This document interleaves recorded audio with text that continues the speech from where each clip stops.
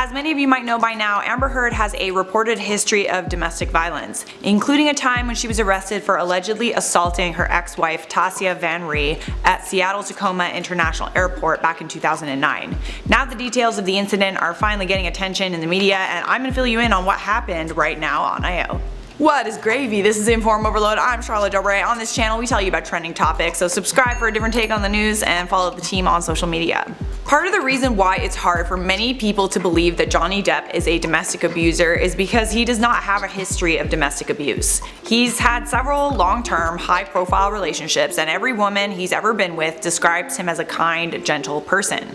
And one of the main arguments against Amber Heard is that she does have a history of domestic violence. Johnny Depp submitted a declaration to the Circuit Court of Fairfax County, Virginia as part of his defamation lawsuit against her. According to the declaration, Amber Heard's ex-wife Tasya Van Ree called the police after Amber Heard reportedly grabbed her hand and struck her after they had an argument at the Seattle Tacoma International Airport in 2009. Amber was charged with misdemeanor assault in the 4th degree. To make matters more interesting, the police received a request to delete the arrest information on the incident involving Amber Heard and Tasya Van Ree. Because that was allowed, the arrest information was deleted in November of 2011, but not from everywhere. Amber Heard's mugshot was taken, she was arrested, and she spent a night in jail. But she didn't end up being charged because both Amber and Tasya were not residents of Washington. TMZ posted audio that was reportedly recorded during Amber Heard's hearing, and it shows the judge saying to Amber Van Ree, her legal name at the time, that even though prosecutors were not filing charges against her, they could in the future.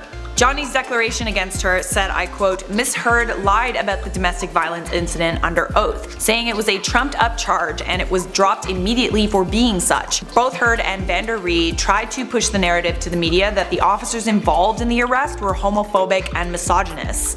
Wouldn't you say though that it's pretty difficult to be a homophobic misogynist when you're a lesbian activist? I mean, I guess it's possible. Beverly Leonard, arresting officer in the case, is a lesbian activist. She said in a statement on Facebook, "I am so not homophobic or misogynistic. The arrest was made because an assault occurred. I witnessed it, and the parties were in a domestic relationship." Tasya defended Amber Heard 4 years later after they broke up and spoke about the incident to E! News.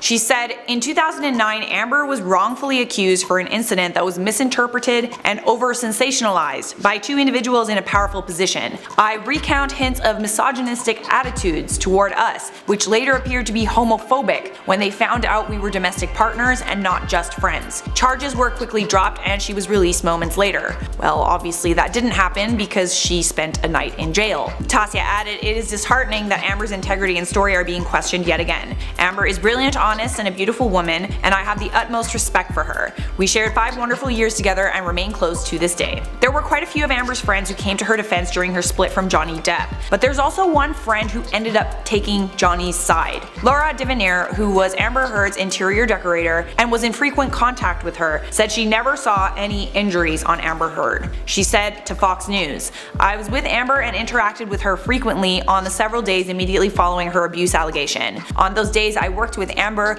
retrieved packages for her, rode elevators with her, and saw her up close and in person. On none of those days immediately following the abuse claims did I observe any signs of physical abuse or injury, including redness, swelling, cuts, bruising, or damage of any kind. I never saw Amber injured in any way, although I am now aware she has had many different abuse claims." This could back up Johnny Depp's legal counsel's claims that Amber Heard painted on bruises to get a temporary restraining order from Johnny Depp. Devenir added that she never heard about any domestic violence allegations from either Amber or Johnny, and actually Amber was abusive to her staff. She said she personally witnessed Amber being verbally abusive toward Amber's former assistant Kate, screaming at her on the phone. Kate called her crying and very upset about the way Amber had treated her. Well guys, that is all I have for you on this one. Tell me your thoughts, as usual, down in the comments. But as usual, after a story like this, we're not going to be responding to your comments. That's it for me, and thanks for watching I.O.